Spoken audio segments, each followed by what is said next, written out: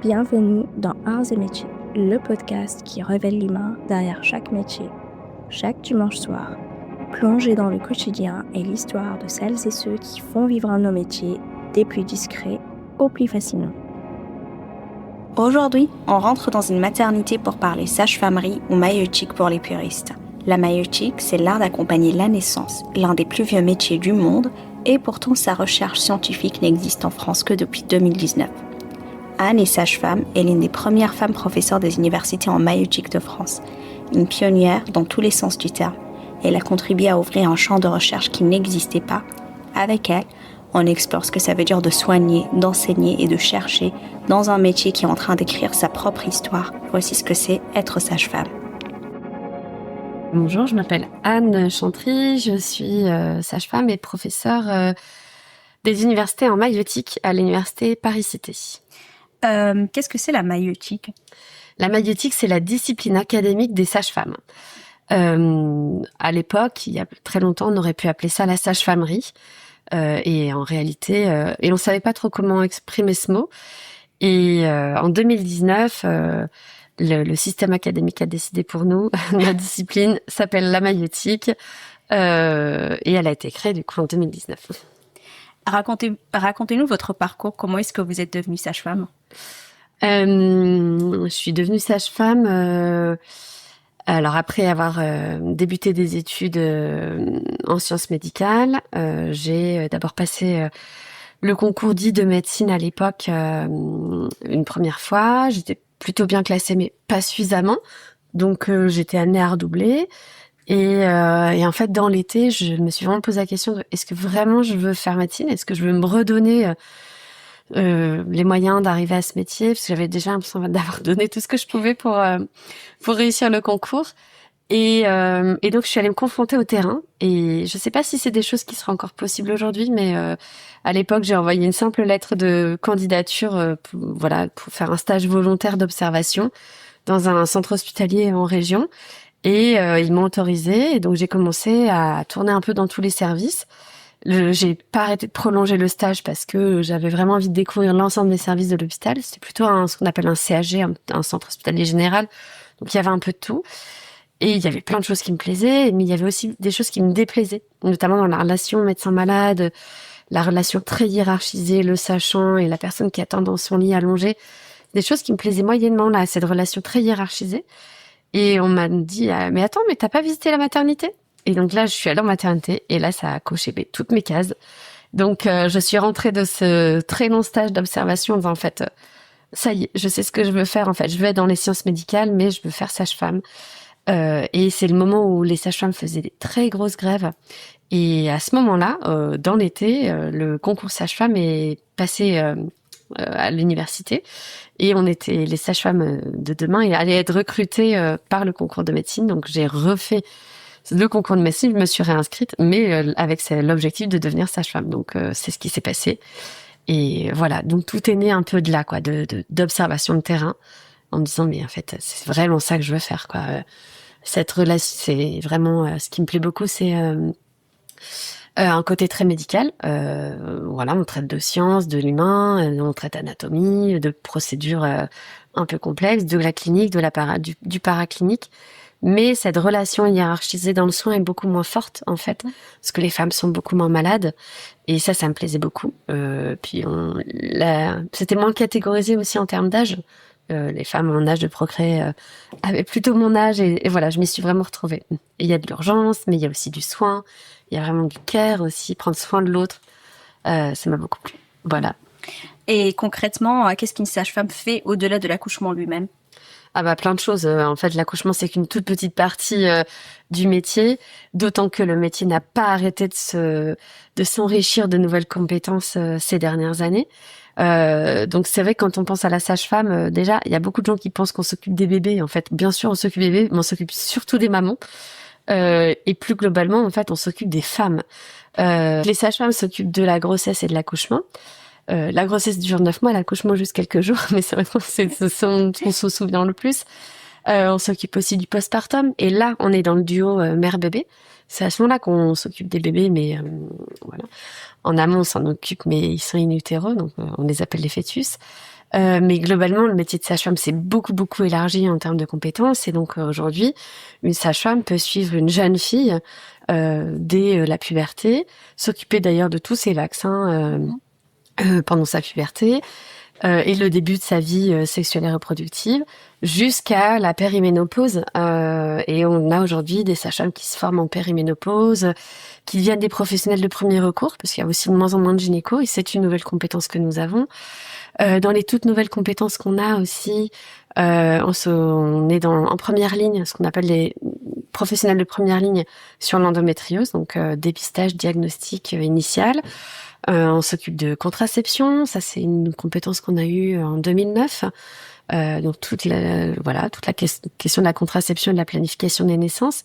Et une compétence qu'on a acquise assez récemment, c'est une compétence en termes de planification des naissances et ce qu'on appelle nous dans notre jargon les interventions médicales de grossesse, volontaires notamment, et qu'elles soient par voie médicamenteuse ou par voie chirurgicale. Donc ça c'est une de nos toutes dernières compétences un peu nouvelles, d'être la sage-femme au bloc qui procède aux interruptions volontaires de grossesse par chirurgie. Et ça c'est nouveau parce que ça change beaucoup la posture. C'est la sage-femme qui gère son bloc, donc ça change beaucoup la posture professionnelle. C'est assez incroyable parce que pour moi, que ce soit pour l'IVG ou pour la contraception, c'est des compétences que les sages-femmes ont toujours été emmenées à faire. Mais pas oui, dans l'histoire, bien sûr. Oui, c'est très récent. En fait, c'est incroyable de voir que c'est aussi récent. Ouais. Dans l'histoire, les sages-femmes, mais quand on reprend l'histoire, même l'histoire antique, les sages-femmes ont toujours été du côté des femmes pour les aider à planifier les naissances. Mais c'est des compétences qui ont été très cachées pendant très longtemps. Voilà pourquoi on les appelait aussi les sorcières, parce qu'on savait pas trop ce qu'elles faisaient, mais parfois elles arrivaient à arrêter des grossesses. Ouais. Et voilà. Mais alors. On n'est pas les seuls à avoir cette compétence au niveau mondial. Dans beaucoup de pays qu'on appelle pays du Sud ou autrement appelés pays à faible niveau de revenus, les sages-femmes s'occupent pas mal de la planification des naissances.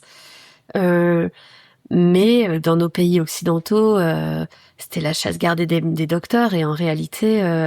il y a de moins en moins de docteurs qui en font. Donc récemment, le ministère a arbitré en disant, en fait, la demande est toujours aussi importante. On n'arrive pas à faire baisser ce taux.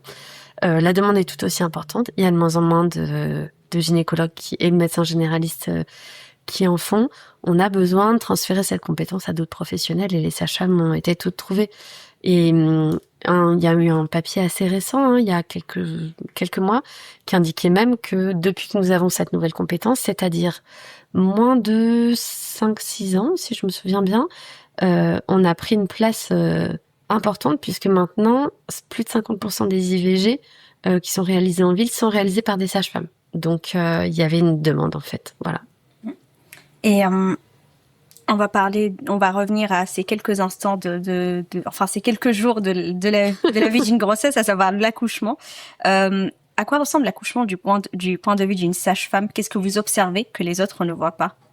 Ah, quand vous dites les autres, vous pensez aux autres professionnels ou aux autres, au kidam Oui, au kidam. Au kidam. Alors déjà, on voit des choses que le papa ne voit pas. C'est-à-dire que nous, on est les premières à voir les cheveux des bébés, en général. Ça, c'est pour la petite boutade. Mais nous, c'est un moment très fort avec une attention et une vigilance médicale qui est extrême. C'est à ce moment-là que les femmes et les enfants ont le plus de risques de mourir, quand même. Ça reste un moment dans la vie qui...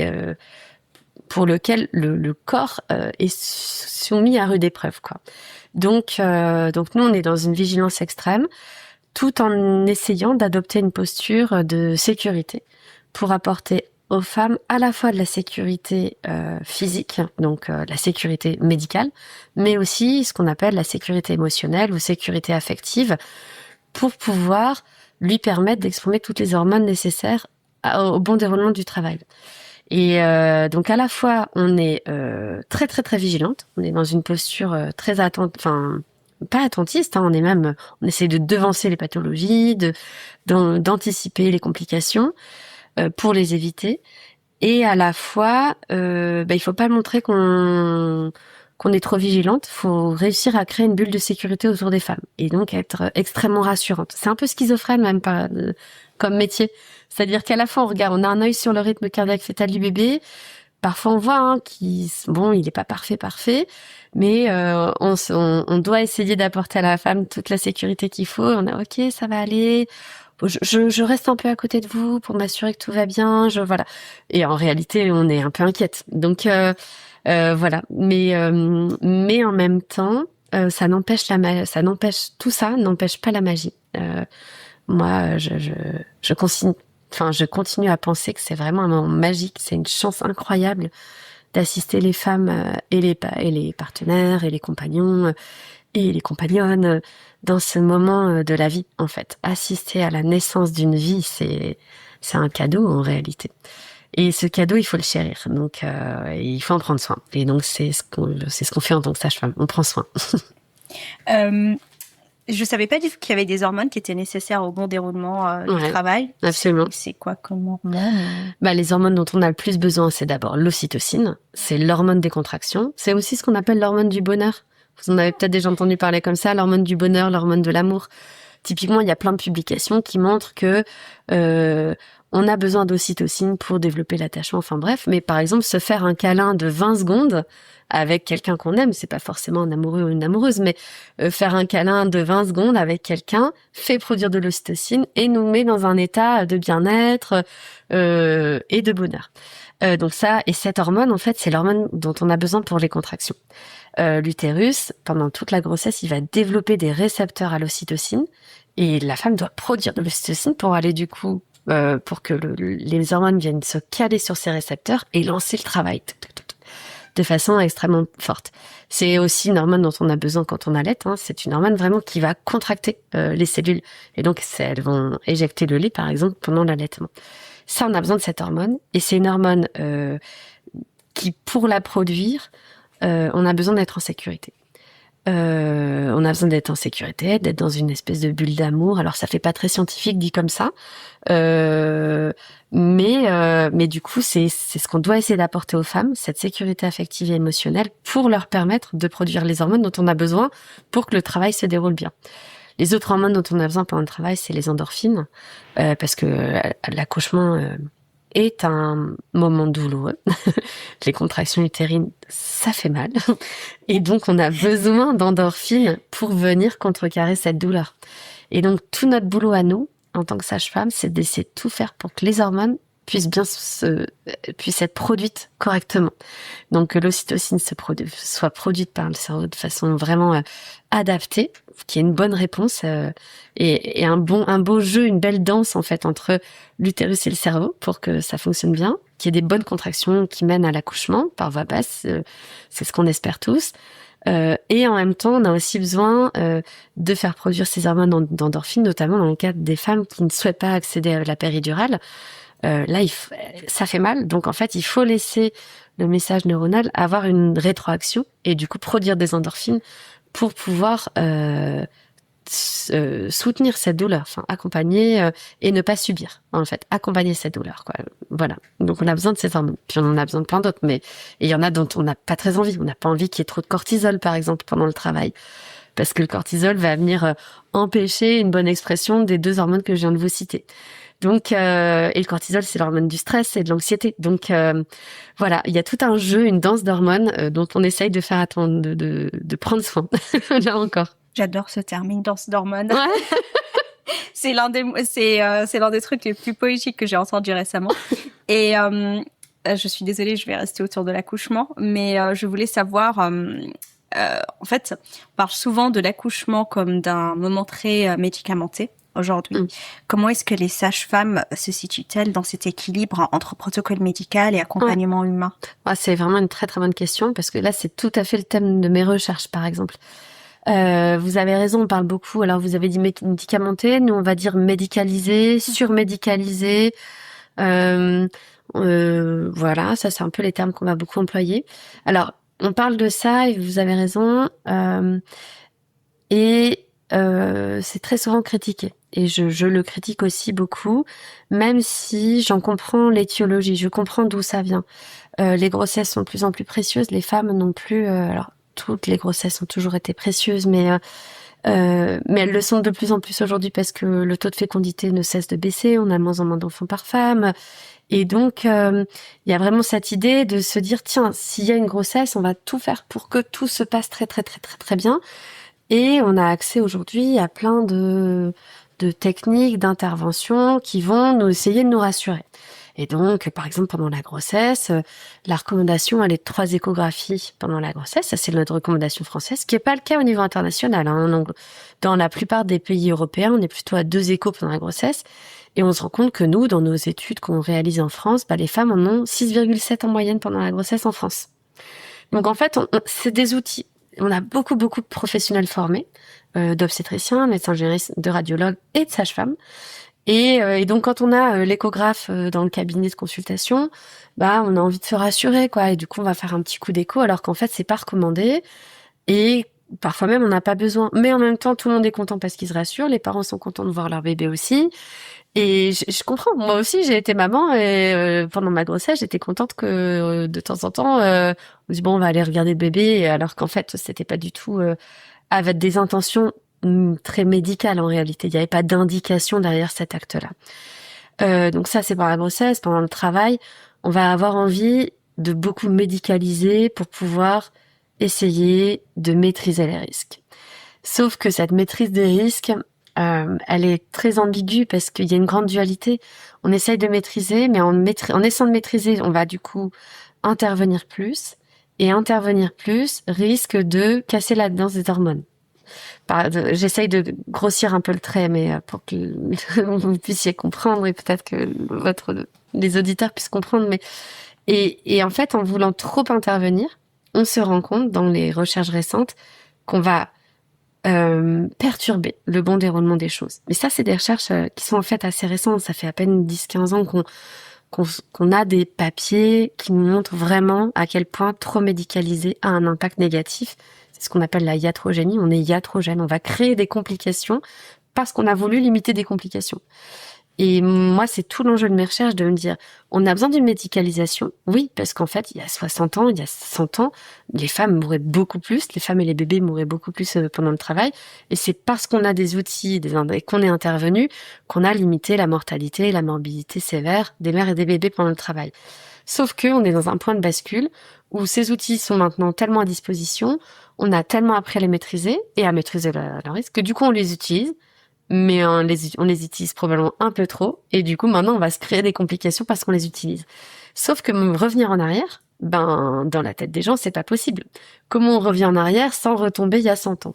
Et donc moi c'est vraiment mon travail de travailler sur une position de médicalisation dite raisonnée, justifiée, non systématique. Et donc les sages-femmes, pour revenir à votre question, elles sont totalement dans ce mindset-là. Alors j'ai pas envie de dire les obstétriciens vont vouloir surutiliser ces techniques, les sages-femmes pas du tout, c'est pas vrai parce que il y a toute une nouvelle génération d'obstétriciennes et d'obstétriciens qui ont embrassé vraiment cette nouvelle philosophie de soins, mais ça reste une nouvelle philosophie de soins, donc on a besoin de recherche pour montrer que continuer à surmédicaliser nous envoie à la catastrophe. Voilà, donc c'est l'objet de mes travaux au quotidien. Mais pour revenir, vous en avez parlé, vous êtes également chercheuse. Comment passe-t-on d'une salle de naissance à un laboratoire de recherche? J'ai envie de vous dire assez facilement ici, puisque la salle de naissance est quelques étages en dessous. Donc, il suffit d'enlever la blouse et de prendre l'escalier. Voilà, de prendre l'escalier et l'ascenseur et de mettre ses lunettes et de se mettre devant l'ordinateur. Bon, ça, c'est pour la boutade, mais alors, ça paraît naturel quand je vous le dis comme ça. En réalité, ça l'a pas du tout été dans l'histoire de la maïeutique en France, hein. Puisque vous l'avez très bien dit, je suis chercheuse et on est très très très très très peu. On est un peu plus de 25 000 sages-femmes en France, et pour vous placer le contexte, on est aujourd'hui 18 sages-femmes enseignants-chercheurs, 6 professeurs et 12 maîtres de conférences. Donc on n'est pas très nombreuses. Et c'est tout nouveau, puisque la discipline a été créée en 2019, décembre 2019, et en 2020, on a été les toutes premières à avoir ce type de poste. Donc voilà, ça paraît aujourd'hui rigolo de dire voilà, il suffit de descendre quelques étages ou de les remonter, mais en fait c'est pas du tout naturel. Ça ne l'a pas été dans l'histoire. C'est une histoire très récente et en même temps je trouve ça grisant de faire partie de cette histoire récente. Mais voilà, et pour reprendre la question, je pense que c'est pas possible de scinder les choses, c'est-à-dire que les hypothèses de recherche elles viennent du terrain et c'est parce que vous êtes sur le terrain que vous allez posturer une patiente dans telle et telle posture et que vous avez l'impression que le bébé il va mieux tourner sa tête, ou parce que vous allez avoir envie que vraiment quand la tête du bébé arrive au moment de l'expulsion de la naissance, vous voyez que le périnée se blanchit un petit peu et vous allez, je sais pas, avoir le réflexe, puis vous l'avez peut-être vu dans des congrès internationaux, de prendre des compresses d'eau chaude, vous allez l'appliquer et vous dites ah tiens c'est marrant, ça s'est moins déchiré, le bébé est venu de façon plus facile. Et vous allez vous dire, tiens, bon, je vais aller faire un peu de littérature là-dessus. Ah, il y a quelques études, pas de très bonne qualité. Bon, bah, je vais me lancer avec quelques copines là-dessus, quoi. Et donc, c'est comme ça, en fait, que ça naît. Moi, c'est en tout cas comme ça que c'est né. J'adorais le terrain, j'adorais la clinique, mais je me posais plein de questions. Et si j'avais fait autrement? Et si on faisait comme ci? Et si on essayait comme ça? Typiquement, j'adorais aller voir les accouchements de mes collègues, voir comment elles font, quels sont leurs tips, leurs techniques. Et me dire, mais tiens, ça c'est marrant, intéressant. Est-ce que c'est validé dans la science? Non. Ah bah, allons-y, faisons-le. Et voilà, en tout cas, moi, c'est comme ça que c'est né, cette envie de faire de la recherche. Vos travaux de recherche portent sur les grossesses à bas risque et sur la manière de réduire les interventions médicales inutiles tout en maintenant un bon niveau de sécurité. Pourquoi cette question est-elle devenue centrale pour vous? Bah, on parlait de la surmédicalisation tout à l'heure et moi, je suis vraiment dans cet état d'esprit de me dire, j'ai envie de faire, et d'ailleurs, vous voyez, c'est écrit sur mon ordinateur ici, de la maïeutique de précision.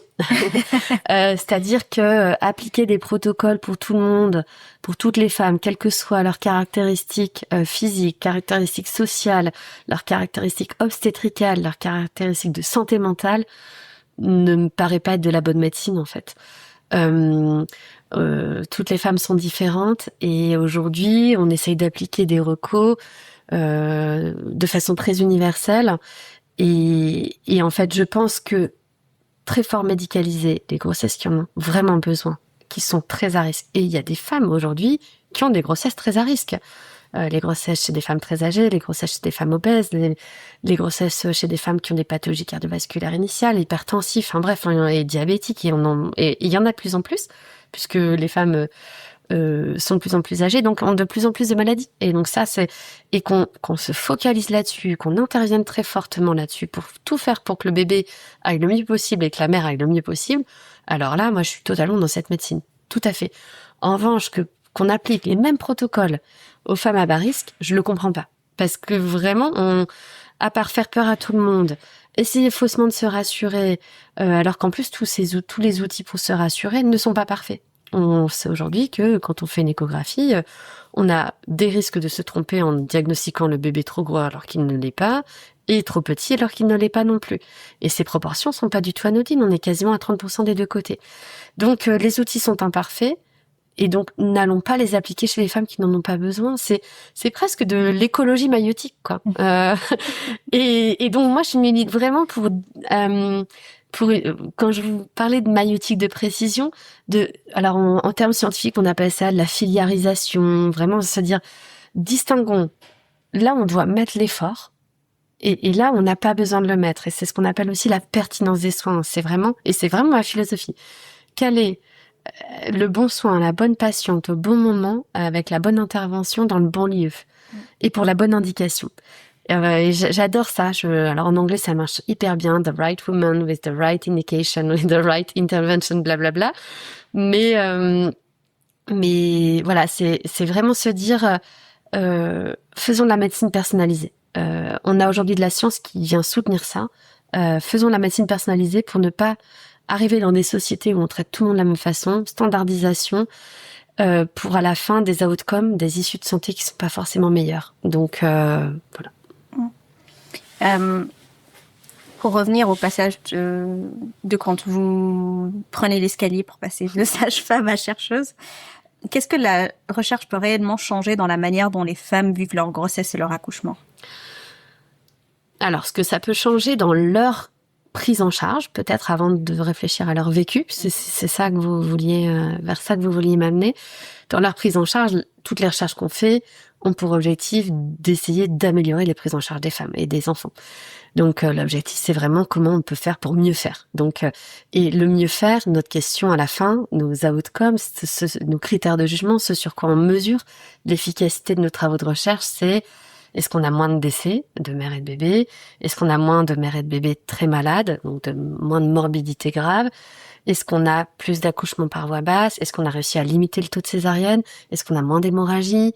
Est-ce qu'on a moins de bébés transférés? Enfin, c'est ça à la fin. Et ce qu'on apporte avec notre regard de sage-femme, beaucoup maintenant, avec une vision peut-être plus holistique du soin, c'est est-ce qu'on améliore aussi le vécu? Et est-ce qu'on améliore aussi les expériences de naissance?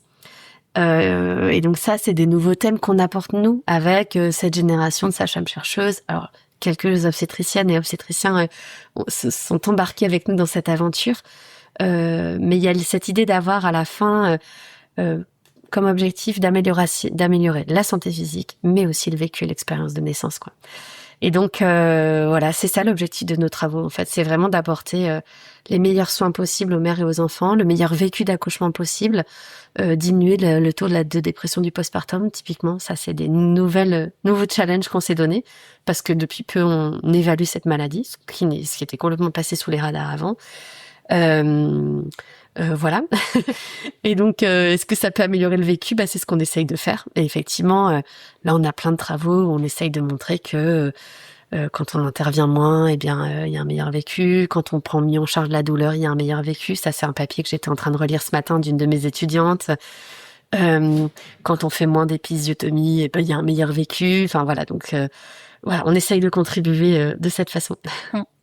Et en plus de la contribution, est-ce que vous remarquez qu'il y a des pratiques qui sont très répandues pendant la grossesse ou l'accouchement qui mériteraient d'être sérieusement revisitées ou repensées? Oui, alors on parlait tout à l'heure de la pratique de l'échographie prénatale. Il y a qu'est-ce qu'il y a? Donc dans les pratiques, voilà, il y a ça, il y a par exemple, mais il y a déjà beaucoup de travaux qui sont en cours. Donc on part plus de zéro du tout. Typiquement, par exemple, il y a eu pas mal de recommandations récentes sur le nombre de touchés vaginaux pendant la grossesse. Je vais faire une aparté parce que ça me vient en tête là. Je rentre d'un voyage d'études en Suède, qui est considéré comme l'un des pays qui a l'un des meilleurs systèmes de santé au monde, avec, pour la périnatalité, les meilleurs résultats. Avec un taux très faible de mort de bébés et de mamans pendant le travail, peu d'hémorragie, enfin bref. Et donc, on y est allé curieuse et on a eu l'occasion de rencontrer plein de sages-femmes, de visiter plein d'endroits. Il y a une sage-femme qui m'a beaucoup marquée. Elle dit, nous, notre philosophie de soins, c'est il faut vraiment distinguer ce que you need to know, donc ce dont vous avez besoin de savoir pour bien prendre en charge, versus what you want to know, ce que vous voudriez savoir. Par exemple, on a envie de voir le bébé pendant la grossesse, mais est-ce qu'on a besoin de s'assurer 6,7 fois qu'il va bien? J'en sais rien, je questionne ça. D'un point de vue très médical, non. D'un point de vue émotionnel, peut-être oui, peut-être même plus d'ailleurs, on voudrait. Mais voilà. De la même façon, on s'est beaucoup amélioré sur les touchés vaginaux pendant la grossesse. Et il y a eu encore des nouvelles recommandations pour redire il faut en faire moins. Et quand on les fait maintenant avec beaucoup de soins, du consentement, du soin de la patiente, voilà. Parce que en fait, on avait des recommandations. Moi, j'ai appris ça pendant mes études. Chaque visite prénatale, on fait un toucher vaginal. Mais en fait, si la femme elle a pas eu de contraction et qu'elle a pas saigné, on n'a pas besoin de savoir. On le fait une fois juste pour savoir au début de grossesse si le col il est long ou court. Et puis après, on le refait quand il y a des contractions et qu'on est inquiet. Sinon, il n'y a pas besoin de savoir. Donc, et voilà. Donc, il y a quand même pas mal de choses qui ont changé. Moi, je voudrais quand même amener un aspect positif aussi. C'est que, par exemple, pendant le travail, la France a fait un boulot exceptionnel. Et vraiment, je tiens à le dire. C'est un papier qu'on a publié récemment, il y a quelque chose comme 5-6 mois. On a regardé un peu quelle avait été l'évolution du taux d'épisiotomie en France. Donc, l'épisiotomie, c'est le fait de couper le périnée avec des ciseaux au moment de l'accouchement pour en fait ouvrir l'aire de dilatation pour que le bébé puisse sortir plus facilement. Donc c'est un acte dont on a absolument besoin quand le bébé va pas bien du tout et qu'il faut le sortir vite, ou quand le périnée est très serré, qu'on voit que ça va se déchirer très fortement. Mais c'est un acte dont on n'a pas du tout besoin de façon systématique. Or, dans les années 50, 70, en France, plus de 70% des femmes avaient une épisiotomie. Et 100% des femmes qui accouchaient pour la première fois en avaient. Et les femmes n'étaient pas contentes, les associations d'usagères se sont beaucoup saisies de ça, et la science montrait qu'en fait, ça n'avait pas d'intérêt. Et cette science, elle venait d'autres pays, parce que personne n'évaluait trop en France. Et à force de recommandations, on est passé d'un pays riche qui a quasiment le pire taux d'épisio, alors il nous a fallu 50 ans quand même, à quasiment l'un des pays qui a le taux le plus faible, qui se classe parmi les taux les plus faibles. On est passé maintenant à 8,2%. Donc ça, on s'est beaucoup amélioré. Il reste encore des choses, et notamment des choses qui font un peu peur, moi, parce qu'au niveau international, ça n'arrête pas de monter. C'est vraiment essayer de lutter contre cette épidémie de déclenchement et épidémie de césarienne. Voilà. J'emploie des mots un peu forts, mais on est aujourd'hui dans un emballement des chiffres au niveau européen et international, des taux de déclenchement. Et ce qui m'embête, c'est que d'imaginer là encore qu'on veut maîtriser le jour de la naissance en pensant que c'est mieux d'accoucher à 39 semaines plutôt qu'à 40 ou qu'à 41. Mais en fait, avec ça, on induit d'autres maladies, c'est-à-dire qu'on induit des césariennes en urgence, on induit parfois des transferts du bébé à la naissance parce qu'il n'est pas encore complètement mature. Et voilà, ça m'embête tout ça. Donc voilà, je sais pas que ce soit pas votre question. Voilà les éléments sur lesquels je voudrais vraiment intervenir dans les années qui arrivent. Alors, pendant longtemps, les sages-femmes ont été peu présentes dans la recherche scientifique. Pourquoi était-ce si difficile pour la profession de prendre sa place? Alors, un des premiers points, c'est peut-être dire il n'y avait pas de modèle de rôle. Il n'y avait pas de rôle modèle, donc forcément, je savais pas que ça existait. Donc voilà. Les sages-femmes françaises allaient peu dans les congrès internationaux. Donc là aussi, parce que ces rôles modèles, ils existaient à l'international. On a quasiment 25 à 30 ans de retard sur nos voisins européens. Et encore aujourd'hui, alors qu'on développe un peu cette recherche en maïeutique, cette discipline, encore aujourd'hui, on a 10 à 15 fois moins de sages-femmes en ratio que les Suédoises, encore, pour reprendre cet exemple, ou que les Anglaises. Donc, on a énormément de retard. Donc, je ne sais pas si on le rattrapera. Ou combien d'années nous faut-il en projection pour le rattraper? Bon, c'est pas grave. On n'est peut-être pas dans cette course à l'échalote. Allons-y. Mais donc, à la fois, il n'y avait pas de rôle modèle.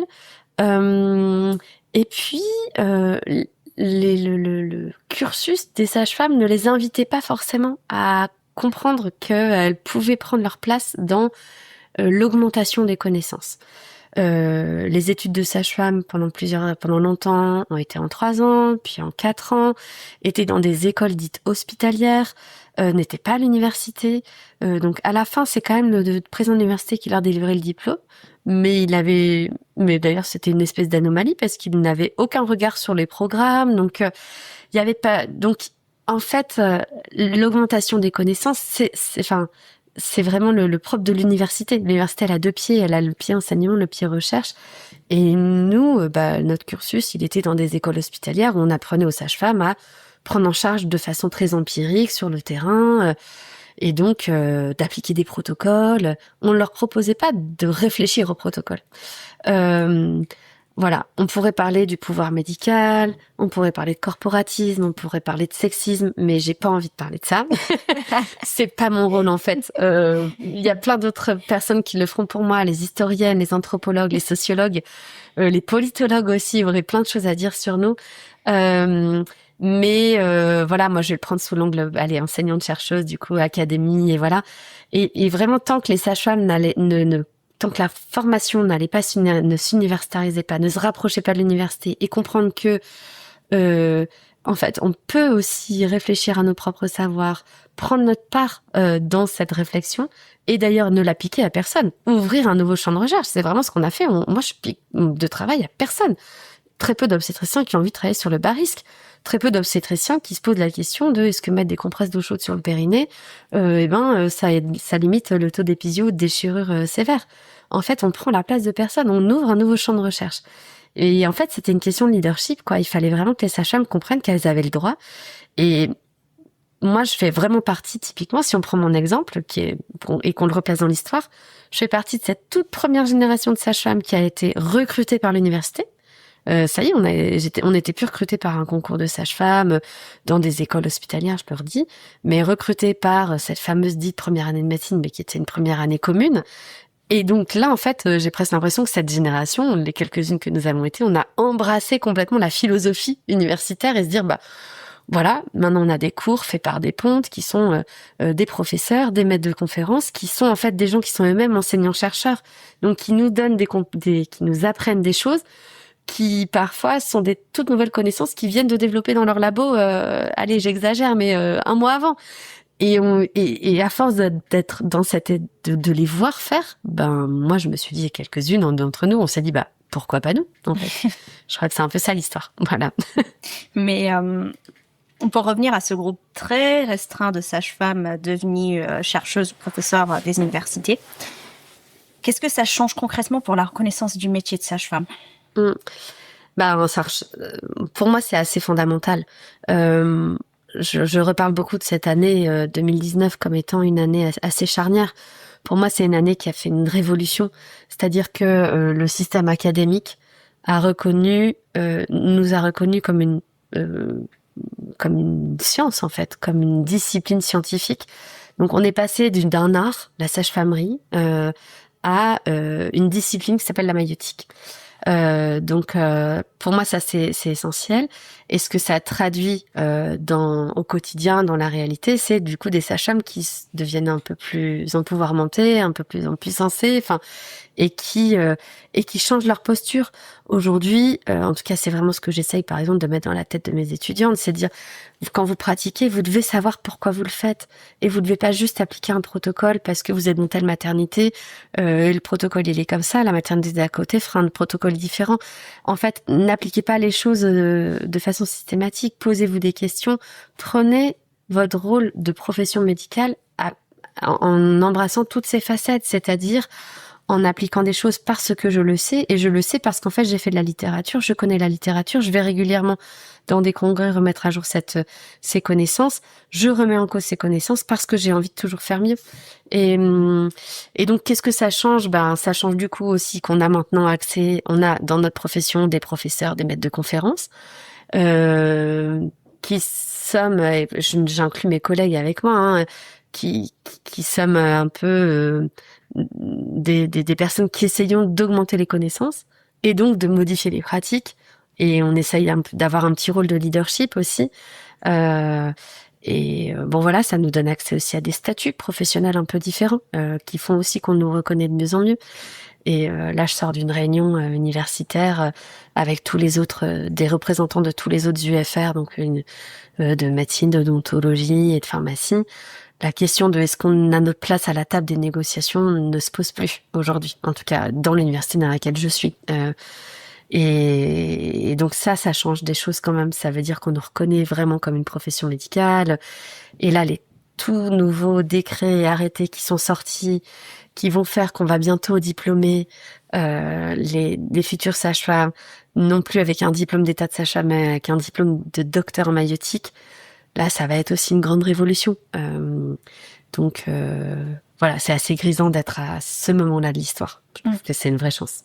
On la crée aussi, cette histoire, mais à force de beaucoup de combats et de luttes, mais c'est grisant d'appartenir à ce moment de notre histoire. Est-ce qu'une sage-femme regarde différemment la naissance qu'un obstétricien ou une obstétricienne?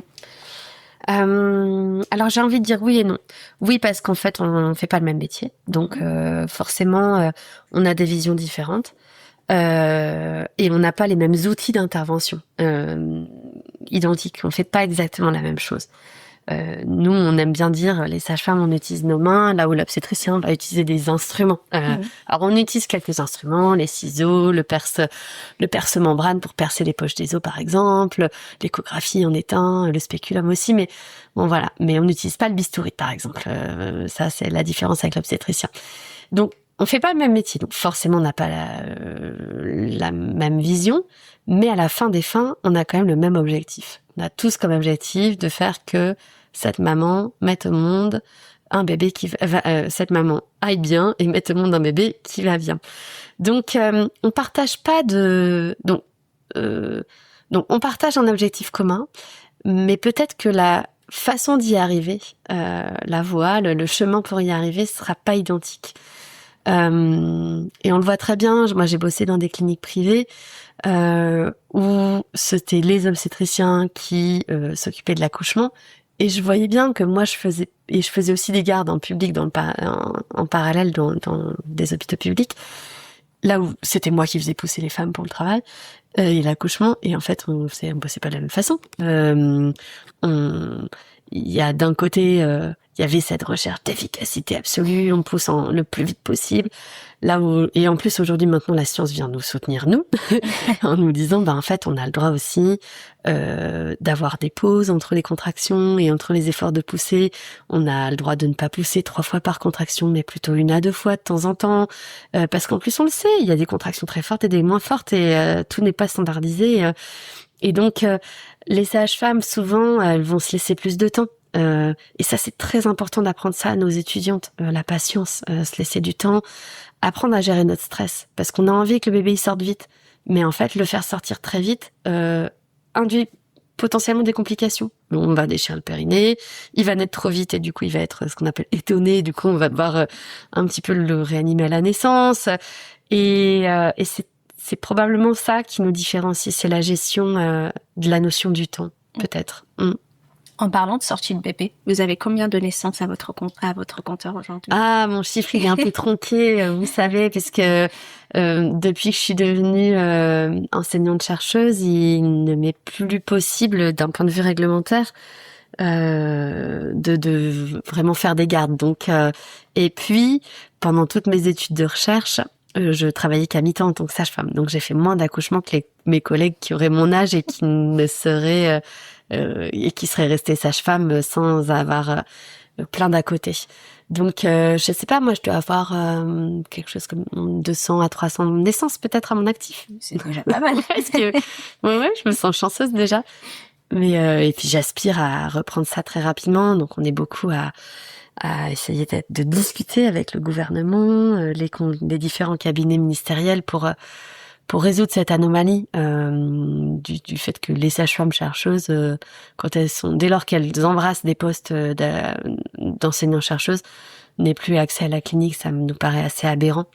Et donc voilà, on est en négociation. C'est des négociations très longues qui nécessitent de mettre un peu d'argent sur la table, de modifier les statuts. Donc voilà, donc c'est long, mais on y croit. Mais ça nous paraît essentiel et primordial.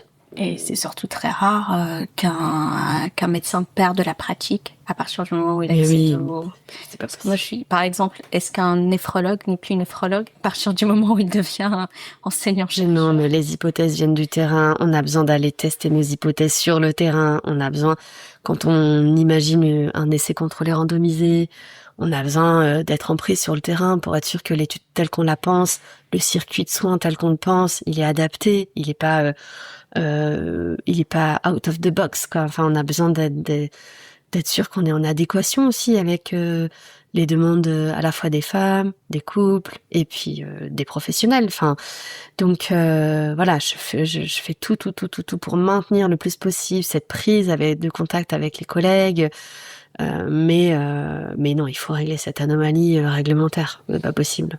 Ça, c'est un autre truc que j'imagine doit être très grisant. C'est de se dire qu'il y a 200 ou 300 bébés délivrés par le label Anne Chantry. C'est une grosse responsabilité, non?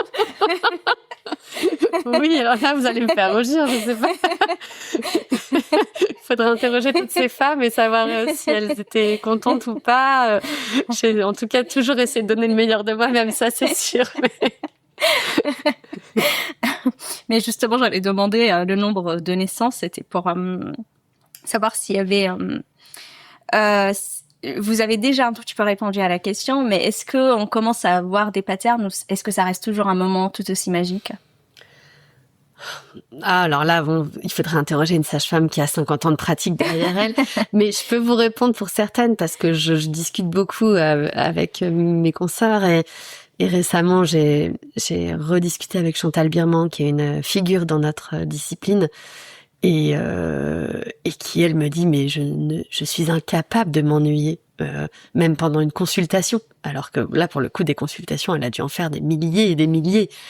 Mais si on regarde les choses, hein, alors c'est vrai que ça reprend plein d'éléments que je vous ai déjà dit, mais si on regarde les choses avec cette fenêtre, cette paire de lunettes de je veux faire de la médecine de précision, je veux faire de la maïeutique de précision, je veux faire de la médecine personnalisée et de l'accompagnement personnalisé, on est incapable de s'ennuyer et on est incapable d'imaginer que Madame X va accoucher de la même façon que Madame Y et que Madame Z et que Madame M et que Madame T. Enfin, et donc il y a probablement quelques patterns, bien sûr, si on regarde les choses d'un point de vue très froid, de chiffres ou des procédures. Voilà, c'est mis en route spontanément. Le travail a duré 8 heures et elle a accouché par voie basse, spontanée. Voilà, mais en fait ça, c'est pas ça qui m'intéresse dans ce métier. Ce qui m'intéresse, c'est prendre en charge la femme, déjà la rencontrer, la femme, le couple, dans quel état d'esprit sont-ils, dans quel état d'esprit ils vont accueillir cet enfant, désiré, non désiré, comment s'est passée la grossesse, stressante, pas stressante, dans quel contexte il arrive ce bébé. Nous, on a un boulot aussi qui est très fort, et ça, je vais reprendre les mots d'un collègue que j'adore, qui s'appelle Adrien Gantois, qui est sage-femme libérale, qui dit, moi, mon boulot, c'est d'attacher une mère avec un bébé, en fait. Alors, les hormones font les choses très bien, mais parfois elles dysfonctionnent, et en fait, et effectivement, j'aime beaucoup cette façon dont il parle. Il dit, moi, mon boulot en libéral, c'est de tout faire pour que l'attachement soit le plus sécure possible, pour que ça se passe bien d'abord à l'instant T, mais aussi pour donner toutes les chances à cet enfant d'avoir une bonne santé mentale, en fait, et d'être une personne sereine, en fait, pour toute la vie. Donc c'est des cadeaux qu'on doit faire, et qu'on doit faire aux femmes. Je sais pas si c'est des cadeaux, parce qu'en fait elles les font elles-mêmes, mais on les accompagne en tout cas pour maximiser toutes ces chances. Et en fait, du coup, quand on regarde avec cette paire de lunettes, il y a pas vraiment de pattern, en fait. Il y a que des histoires individuelles qui sont très belles parce qu'on est dans l'humain. Alors, toutes les histoires ne sont pas magiques. On vit aussi des choses très difficiles. On n'arrive parfois pas du tout à accrocher une mère avec son bébé. Là, je pense à tous les écrits d'une de nos collègues qui travaille d'ailleurs ici, Raphaël Buot-Delaunay, qui a un compte Instagram sur lequel elle raconte plein d'histoires magnifiques, mais aussi des histoires difficiles. Et voilà, il y a des histoires difficiles. Il y a des situations qui nous mettent en échec aussi. Mais c'est l'humain aussi. Donc, on accompagne l'humain pour un mieux. Et puis, parfois, on fait face à des barrières trop fortes. Et puis, parfois, la vie, la nature peut être cruelle aussi, hein, et on accompagne les femmes dans des situations terribles. Et ça, pour le coup, il n'y a pas de pattern là-dessus. Il y a que des situations très individuelles avec des manifestations très différentes d'une femme à une autre, et qui viennent nous chercher, nous aussi. Parce qu'on peut jamais se blinder contre ce genre de choses. Et en parlant de situations individuelles, y a-t-il une naissance ou une famille, ou une rencontre avec une famille qui vous a particulièrement marqué? Ah oui, il y en a plusieurs, bien sûr. Oui, j'en ai quelques-unes en tête, absolument. Et c'est des histoires qui vous marquent pour toute la vie. Et il y a des gens avec qui vous connectez mieux et plus. Et en fait, ce qui est fou, c'est que, en tout cas, moi, j'ai beaucoup fait de salles de naissance et de suite de naissance. Donc, j'ai toujours travaillé à l'hôpital. J'ai jamais fait du long suivi en libéral. Mais je sais que toutes mes copines libérales finissent par s'entendre très, très, très, très bien, très, très, très, très fort avec une de leurs patientes. Et elles ont toutes au moins une patiente copine, quoi, qui est devenue une copine, quoi. Alors, moi, j'ai toujours bossé en hospitalier, donc sur des temps beaucoup plus courts. Mais par contre, des rencontres très fortes, ouais, j'en ai. Et puis, des gens qui continuent à m'écrire sur mon mail, sur LinkedIn, en disant, bah voilà, je vous redonne des nouvelles de mon enfant. Parce que à ce moment-là, on s'est connecté dans des histoires plus ou moins belles, d'ailleurs, hein, plus ou moins difficiles. Bah oui, c'est des petits cadeaux de la vie, ça, c'est chouette. Ça rend le métier hyper humain. Enfin, de toute façon, c'est un métier d'humain. Ouais, Donc, littéralement. Je pense que c'est le métier le plus humain possible. On voit l'humain in motion, quoi. C'est vrai, c'est vrai. Qu'est-ce que ce métier vous a appris sur les femmes et sur la puissance du corps humain? Alors, ça m'a appris que la nature est très bien faite. C'est faire plein de choses extraordinaires. Et d'ailleurs, aujourd'hui, on ne sait toujours pas tout comprendre de comment ça marche. Vraiment, c'est une boutade, mais en tout cas, je le dis en rigolant, mais aujourd'hui, on ne sait toujours pas pourquoi le travail se met en route. En fait, c'est fou. Et on est à quelques dizaines de mètres d'un des labos les plus performants au monde sur cette question de recherche. Et Céline Mehatz, qui est la collègue qui bosse là-dessus, alors elle essaye, elle trouve des petites protéines, elle trouve des petites enzymes qui viennent nous embêter ou pas à ce moment-là. Mais aujourd'hui, on ne sait toujours pas. Alors, on a l'impression d'approcher. Là, on est quand même dans un moment où probablement dans les 20 prochaines années, on aura des pistes très sérieuses, voire peut-être même des réponses à cette question. Mais donc la nature est à la fois hyper bien faite et à la fois peut être cruelle, hein, comme je le disais. Donc c'est voilà, regarder les choses d'un point de vue en tout cas naturaliste, hyper intéressant, parce que quand même il se passe un truc très fou, c'est-à-dire que au moment de la naissance, le corps de la femme va se mettre en mouvement, la danse d'hormones va se mettre en route. Et concrètement, pour parler très concret, le corps va être capable de, alors le mot est moche, mais voilà, d'expulser, donc de mettre au monde, on va le mettre avec des mots de sage-femme, et pas des mots très scientifiques, de mettre au monde un bébé de 3,5 kg, en fait. Et tout ça avec une puissance liée à un cocktail biologique. C'est incroyable. Et donc c'est à la fois très beau, mais comme je le disais, parfois ça peut être très cruel. Donc notre métier il est incroyable parce que on accompagne ça, on est témoin de ça, sans tout comprendre. On voit les femmes rentrer dans une espèce d'état d'esprit, parce que ces cocktails biologiques et hormonaux quand même font un peu. Alors certains vont dire on va dans du cerveau prélimbique, du cerveau limbique. Bon, les recherches et les mots sont pas toujours adaptés, les recherches sont pas encore très fortes là-dessus, mais c'est sûr que il y a des effets de dissociation parfois. Il faut faire attention, la dissociation peut être dangereuse, mais il y a des effets complètement fous. Les femmes qui, quand elles ont pas de péridurale, par exemple, et quand elles vivent cette douleur, le cocktail d'endorphine, là, on voit les femmes dans des états d'esprit, des états presque hypnotiques, sophroliminaux, enfin. Et là, on se dit, c'est incroyable. Enfin, c'est incroyable. C'est des moments que les gens ne peuvent pas vraiment revivre en dehors de ce moment de la vie, quoi. Et donc là, il y a une puissance qui nous dépasse complètement. Et en même temps, qui vaut le coup quand même d'être veillé au lieu de surveiller. Veiller peut-être. Veiller. Ouais, j'aime bien ce mot. J'aime beaucoup le mot aussi. Alors, arrivez-vous encore à regarder une naissance sans l'analyser comme chercheuse? Non. Non. Non, et ça m'embête parce que du coup, parfois, alors, non, quand je regarde les autres faire, alors quand je regarde la femme, oui, mais quand je regarde les collègues, et puis, je peux pas m'empêcher d'avoir une vision aussi d'enseignante et de me dire, mince, on lui a pas appris à mettre ses mains à cet endroit-là, et pourquoi elle le fait? Et on lui a pas, non, à ce moment-là, elle aurait dû faire ça, puis ça, on lui a déjà appris en cours, et ça, on a déjà travaillé les articles qui nous disent que c'est ça qu'il faut faire. Pourquoi elle le fait pas? Et ou alors pourquoi elle fait ça alors qu'on n'a jamais montré que ça marchait? Et donc voilà, donc ça, ouais, de ce point de vue-là, alors c'est au-delà de la vision de chercheuse, c'est aussi la vision enseignante qui parfois du coup reprend le dessus. Parce que ça, pour le coup, voilà, je vais encore regarder les étudiants travailler sur le terrain.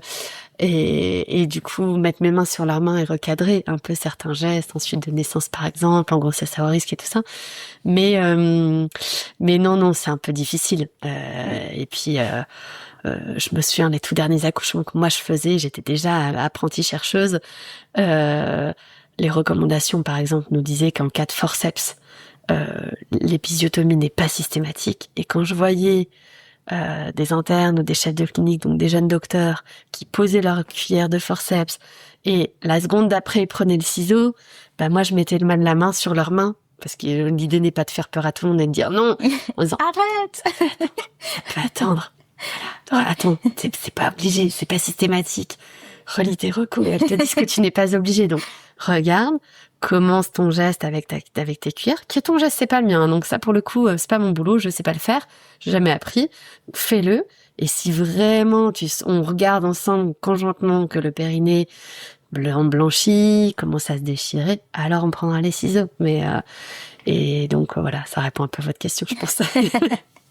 Alors, quels sont les chiffres qui vous ont personnellement le plus frappé dans une grossesse et qui changent concrètement la façon dont une femme devrait vivre sa grossesse? Les chiffres qui m'ont frappé. 65 à 70% des grossesses sont dites à bas risque. Voilà. Ça, c'est le premier chiffre qui me frappe. Je l'utilise tout le temps. C'est nous qui l'avons produit il y a pas si longtemps que ça, à force d'appliquer les recommandations françaises, des anglaises, et du coup de pouvoir vraiment mesurer. Et on n'est pas beaucoup de pays au monde à avoir mesuré notre taux de femmes à bas risque. Typiquement, là, les Suédois, je leur en parlais il y a 10 jours et voilà, il y a peut-être 3 semaines. Et eux ne savent pas dans leur pays quel est leur taux de grossesse à bas risque. Donc on nous ont dit mais attendez il faut qu'on le fasse en fait. Effectivement, ça serait une bonne idée. Ça c'est le premier chiffre parce que ce qui me fait vraiment dire que aujourd'hui on surmédicalise probablement beaucoup trop parce qu'en fait 70% des grossesses sont a priori à bas risque. Ça veut pas dire qu'on ne doit pas les veiller ou les surveiller parce qu'il peut se passer plein de choses, mais probablement qu'on met des efforts de soins trop forts et on n'est plus dans la pertinence de soins. Le bon soin avec la bonne patiente au bon moment et filiarisé me paraît être plus efficient pour le système. Ça, c'est le premier chiffre. L'autre chiffre dont je suis qui m'a marqué, c'est ce fameux 8,2% d'épisio. Là, vraiment, je me dis, on a bien bossé collectivement. Et les générations d'avant nous ont bien bossé aussi. Ça, c'est quand même une jolie fierté pour les femmes, passer de 70% de risque d'avoir une épisio à 8%. Là, on change leur vie, je trouve. Il y a d'autres chiffres qui m'embêtent un peu là en ce moment. Il y a le fameux 4,1, 4,2 pour 1000 décès de bébés dans la période périnatale. Ça me paraît trop élevé. Donc là, c'est un challenge sur lequel on doit collectivement travailler avec les pédiatres, les réanimateurs, néonatologistes, les obstétriciens, les anesthésistes, et évidemment les sages-femmes. Et d'autres chiffres qui m'embêtent beaucoup en ce moment, c'est l'emballement des taux de déclenchement. Là, je vois les taux de déclenchement, les taux de césarienne. Très récemment, il y a un papier qui est sorti en Angleterre qui montre que le taux de césarienne a dépassé maintenant le taux d'accouchement par voie basse spontanée. Ça m'embête parce qu'en plus, ça ne vient pas améliorer leur taux de mortalité et leur taux de morbidité grave. Donc, on intervient, on ne permet plus aux femmes d'accoucher par voie basse spontanée, de vivre cette expérience qui est assez transformatrice quand même. On se laisse plus le temps de l'accompagnement de la vie par les voies naturelles. On intervient, mais en fait, on fait pas mieux. Donc, ça m'interpelle. Et les taux de déclenchement, c'est pareil. Au niveau mondial, là, ça s'emballe complètement. On n'a pas encore les chiffres très récents français. Mais il y a des pays maintenant, des voisins qui sont à 40, 50% de déclenchement. Pareil, pourquoi en fait on n'améliore pas à la fin les issues, donc ça me questionne. Alors moi j'avais plein de questions sur votre quotidien. Là on va plus revenir à Anne. À quoi ressemble une journée type pour vous? Il y en a aucune. Je disais ce matin à une de mes collègues, c'est incroyable, il y a aucune journée qui se ressemble.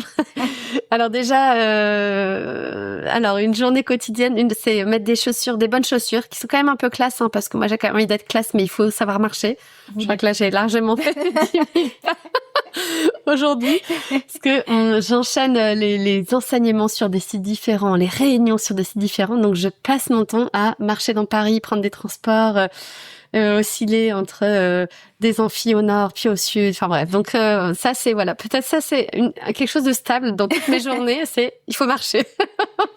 Il y a de la marche, donc c'est bien, ça maintient en forme. De ce point de vue-là, je coche les recommandations de bonne santé. Alors, je suis incapable de vous dire, le matin j'enseigne, l'après-midi je fais ça, parce qu'en fait c'est pas vrai. Je peux dire peut-être les semaines types. Dans les semaines types, il y a un jour et demi consacré à l'enseignement, donc auprès des étudiants.